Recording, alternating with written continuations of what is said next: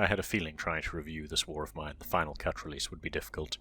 I played the original release on PC in 2014 and enjoyed it, though that's not the right word, for the premise, tactical survival mechanics, and the message. It was impactful and memorable, but it felt like a one-and-done sort of game. As the final cut bundles in all the post-release content, and then some new content just for this edition, I took the time to sink another half-dozen hours into a custom classic campaign, got comfortable with the gamepad controls, and started working through the 3 stories on offer. Thick scenarios that offer a stronger narrative element, feel a little more guided, and add a few novel mechanics. It's proven to be a very different, albeit equally impactful experience, in part because of the well-documented brutality we've seen during the Russian invasion of Ukraine, and the fact I now have a young daughter, and played through a father-daughter scenario introduced in the Little Ones DLC. It remains a harrowing experience, but it's also an intelligently gamified experience that's difficult to critique objectively, which is not to say I won't try, as this War of Mine Final Cut is a topical release, available on multiple platforms, that everyone should experience, even if they don't enjoy it in the traditional sense.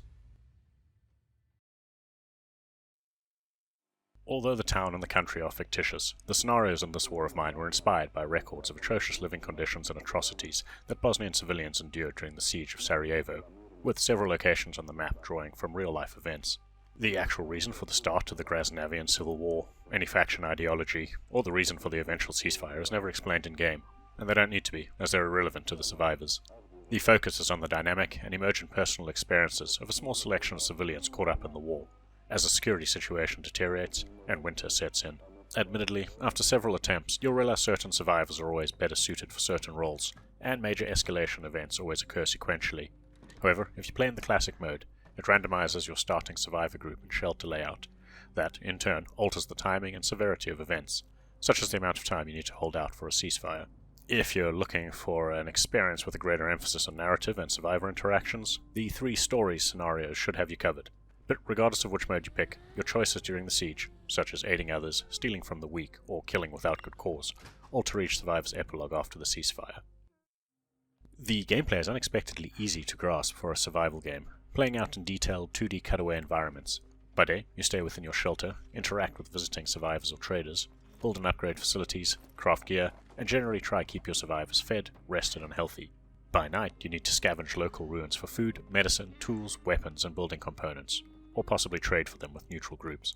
During these excursions, there's a strong focus on careful movement, watching and listening for threats, and stocking up your limited inventory with whatever you need most.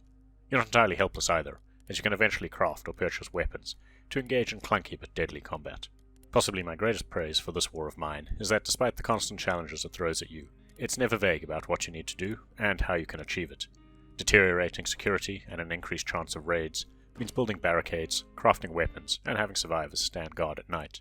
The onset of winter means building heaters, gathering fuel, and stockpiling food. The crafting menus are simple, item descriptions are clear, and survivors periodically update their bio to indicate their needs and concerns. The real challenge comes from prioritizing, optimizing, and keeping your cool during semi-random events that force you into fight or flight situations, or have you weigh up the risks of helping another survivor. Although this War of Mine Final Cut builds off console ports released back in 2016 and plays out on a 2D plane, it's clear the game was initially designed around a mouse or a touchscreen input. The gamepad feels best when out on scavenging runs, especially when you're in combat or running and hiding, resulting in a more responsive and action-oriented feel. However, the bulk of your time is spent in your shelter, micromanaging multiple survivors, building and crafting. The more you expand, the more interaction icons begin to litter the screen, and the tougher it gets to quickly position your character and toggle through the surrounding icons in range. On more than a few occasions, I accidentally broke off conversations by gently nudging the thumbstick, selected the wrong interaction prompt with a child, and cancelled half-complete projects. It's not game-breaking, but when you're desperately trying to finish several crafting projects, or cook meals before the nighttime sequence begins, it can be infuriating to fight both the gamepad as well as the clock. When it comes to the presentation, this War of Mine Final Cut looks artistically striking, but still provides players with all the information they need. The muted, almost grayscale visuals have a charcoal-stylized appearance that creates an oppressive and gritty atmosphere, but they clearly define the play area, potential exploration routes, and interaction points. Lighting, sound ripples, and vision cones allow you to observe your environment and plan before pushing forward, or beating a hasty retreat.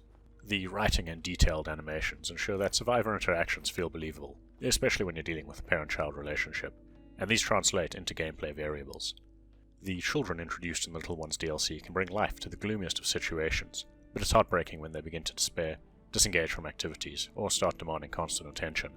Just when you want to prioritize their needs the most, it becomes harder to achieve, and they can even disrupt adult sleep cycles and throw off your scavenging runs.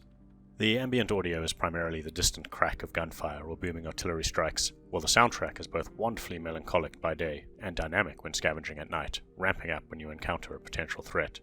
Of course, as a fairly old game by this point, This War of Mine Final Cut runs at high resolutions and frame rates on the current-gen consoles, without so much as a hitch.